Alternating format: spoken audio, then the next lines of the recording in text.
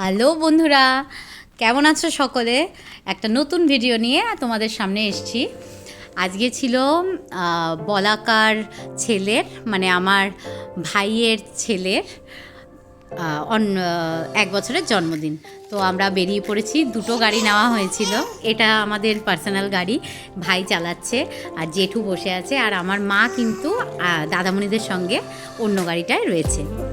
তো চলো আস্তে আস্তে, আর এখন তো হাইওয়ে হয়ে যাওয়াতে আমাদের খুব সুবিধা হয়েছে, মানে রাস্তা হুশ করে শেষ হয়ে যাচ্ছে, মালুমই পড়ছে না যে কতটা দূর।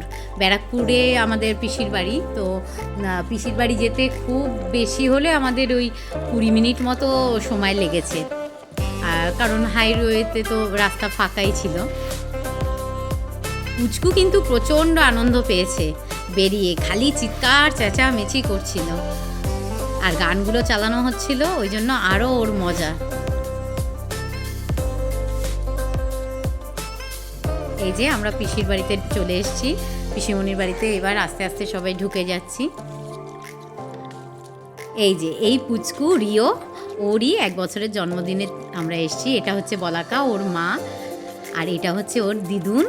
ওই যে এখন উনি ভাত খাচ্ছেন, আমরা সবাই বসে আড্ডা ফাড্ডা দিচ্ছি।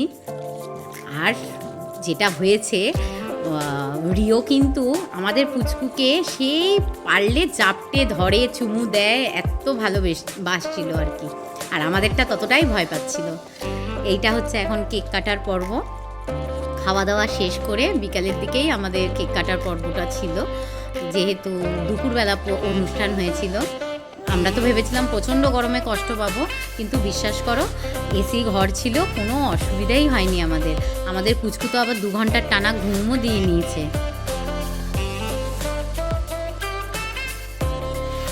কেকটা কিন্তু দেখতে যেরকম সুন্দর ছিল, তেমনি কিন্তু খেতেও খুবই সুন্দর ছিল। এই যে আমার মেয়ে ধেরে, ও হচ্ছে মাথায় টুপি পরে বসে আছে, আর তোজোকে যে টুপিটা দেওয়া হয়েছিল সে তো ডানটি ছিঁড়ে গেছে। তো এখন কেক কাটা পর্ব চলবে, কিছুতেই জ্বালানো যাচ্ছিল না, একসঙ্গে 4টে তো জ্বলেও নি, 2টো জ্বালানো হয়েছে প্রথমে, তারপরে আবার 2টো, কারণ কারোর কাছে লাইটার পাওয়া যাচ্ছিল না, দেশলাই কাঠি দিয়েই জ্বালানো হয়েছে। তারপর এক দিদি তো ধরে ওটা শুদ্ধই ওই ইয়েতে দিয়ে। আমরা কিন্তু কেক কাটাটার অপেক্ষা করছিলাম, তারপরে কিন্তু আমরা টুকুস করে গাড়ি নিয়ে বেরিয়ে গেছিলাম। কোথায় বেরিয়েছিলাম? প্রথমে কথা হয়েছিল, দাদামণি বলল যে চা খাবো, তো কিট্টু বলল ঠিক আছে চল আমরাও তাহলে একটুখানি ঘুরে আসবো কাছাকাছি থেকে। ভালো কথা। তো এই কাছাকাছিটা কত দূর পর্যন্ত গড়িয়েছিল সেটা চলো তোমাদের দেখাই।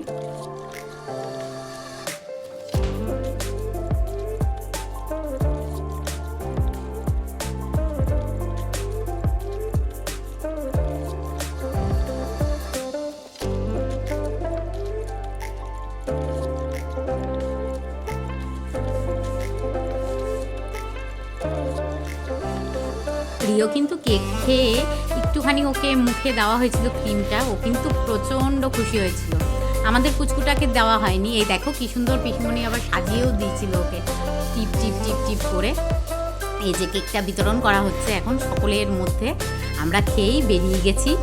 কিভাবে গেছি শুনবে?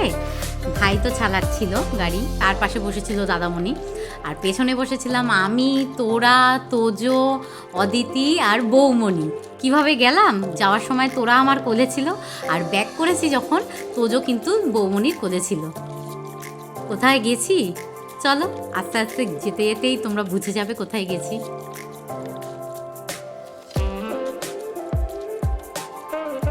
আর ভিউটাও কালকে অসাধারণ ছিল, রোদ্দুর ছিল ঠিকই, কিন্তু গাড়িতে তো এসি ছিল, অসুবিধা হচ্ছিল না, কিন্তু ভিউটা জাস্ট ওয়াও ছিল, ওয়াও।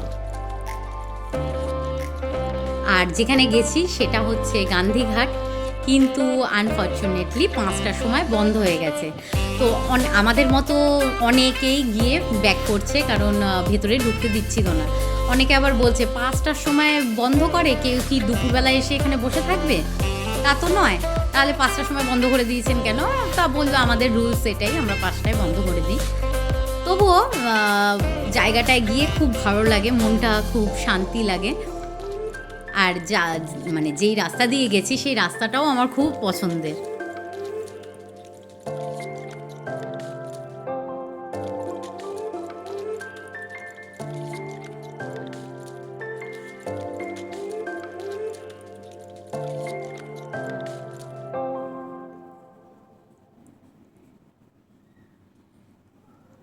আর যেহেতু সানডে ছিল রাস্তায় কিন্তু ভালোই ভিড় ছিল, আর যেখানে আমরা গেছিলাম সেখানেও বেশ ভিড়ই পেয়েছি। কিন্তু যেহেতু গান্ধীঘাটে ঢুকতে দিচ্ছিল না, তো ওখানের ভিড়গুলো গিয়ে জমায়েত হয়েছে কোথায় জানেন?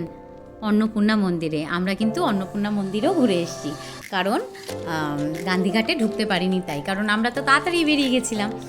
যেহেতু ভাইয়ের কিন্তু মাথায় প্ল্যানটা ছিলই, আমাদের কিছু বলেনি।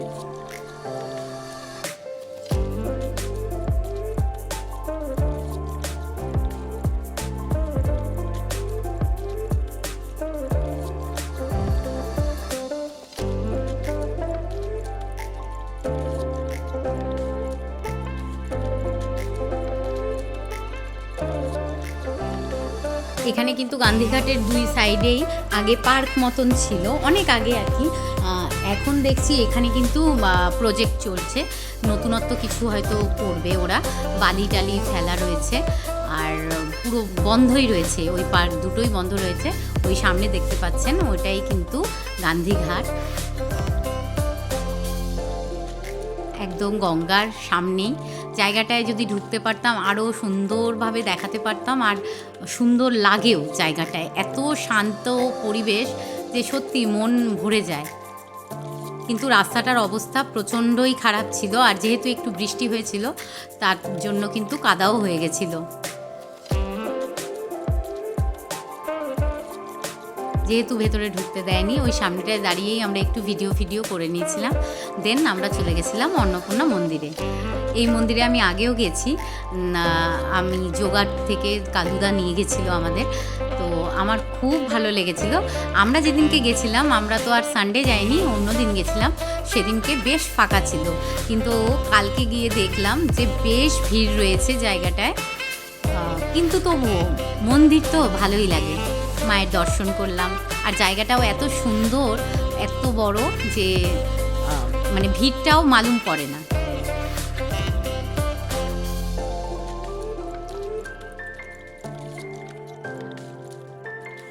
এর পেছনেও কিন্তু একটুখানি হাঁটলেই 2-3 মিনিট গঙ্গা দেখা যাবে। আমরা আর অত সময় ছিল না, কারণ নেক্সট প্রোগ্রাম ভাইয়ের ওই এখানে কিন্তু ভাই আসেও নি, নেক্সট প্রোগ্রাম ওরা তখনই করে নিয়েছে। কোথায় যাচ্ছি?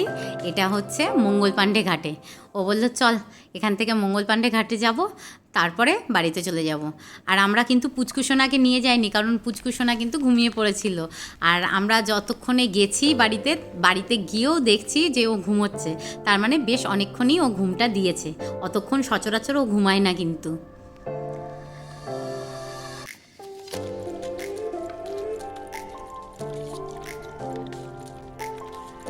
এই জায়গাটা যেহেতু মিলিটারি বেসড, তো সেই জন্য একদম চকাচক রাস্তা, আর সবাই কিন্তু বেশ কিছু জওয়ানরা তারা কিন্তু দৌড়াদৌড়ি করছে, এক্সারসাইজ করছে, তার মধ্যে দিয়েই আমরা চলে যাচ্ছি।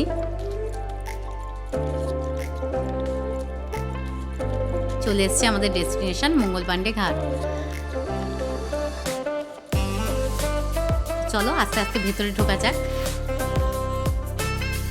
এখানে আমি লাস্ট এসেছিলাম, কিন্তু রাহুল যখন এসেছিল, রাহুল আমাকে আর তোরাকে নিয়ে গেছিল, তখন বেশ অন্ধকার হয়ে গেছিলো আমাদের যেতে যেতে, কারণ রাহুল লেট করেছিল আসতে ট্রেনের গন্ডগোলের জন্য। তো ওটাই আমরা লাস্ট এসেছিলাম, কিন্তু গঙ্গার ঘাট তো খুব ভালোই লাগে। আজকে আলোতে আসতে পেরেছি বলে ভিডিওটা করলাম। এখানে কিন্তু আমরা সানসেটটা দেখেছি। এখানে ভেতরে একটা বাচ্চাদের পার্কও রয়েছে, খুব সুন্দরভাবে সাজানো।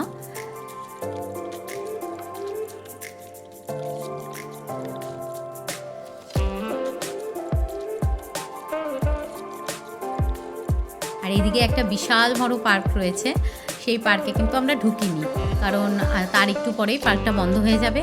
আর যেহেতু আমাদের হাতে সেরকম বেশি সময় ছিল না, তো আমরা ঘাটেই গেছিলাম।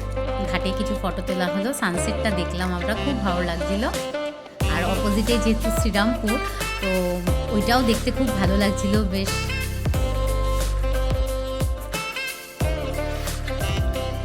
আর শ্রীরামপুরকে বলা হয় সোলার সিটি, তো ওই জায়গাটা আমরা কিন্তু এখানে দাঁড়িয়ে দেখা যাচ্ছিল। দেখতেই পাচ্ছ হালকা মেঘ, হালকা রোদ্দুরে আকাশটা কিন্তু জ্বলজ্বল করছিল।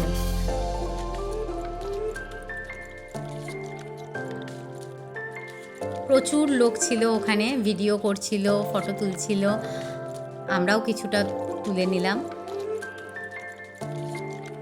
দেখেছো ভালোই ভিড়, মানে পার্কের ভেতরেও যেরকম ভিড় থাকে, এটা হচ্ছে পার্কের ভেতরটা, আমি রাস্তা দিয়ে যেটুকুনি করতে পেরেছি।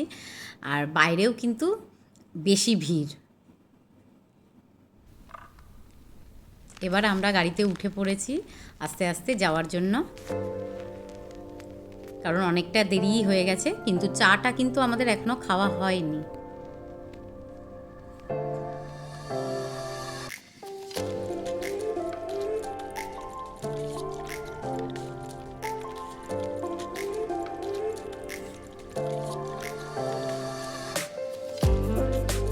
আমি ভাইকে বললাম একটু আস্তে আস্তে চল, এই জায়গাটা আমার খুব ভালো লাগে, এই ভেতরটা। আর লাস্টবার যখন গেছিলাম তখন তো অন্ধকার হয়ে গেছিলো, এই ভেতরটা সেরকমভাবে দেখতেই পাইনি। তো একটু আস্তে আস্তে চালা, যাতে এই জায়গাটা আমি একটু সুন্দর করে ভিডিও করতে পারি, দর্শকদের দেখাতে পারি।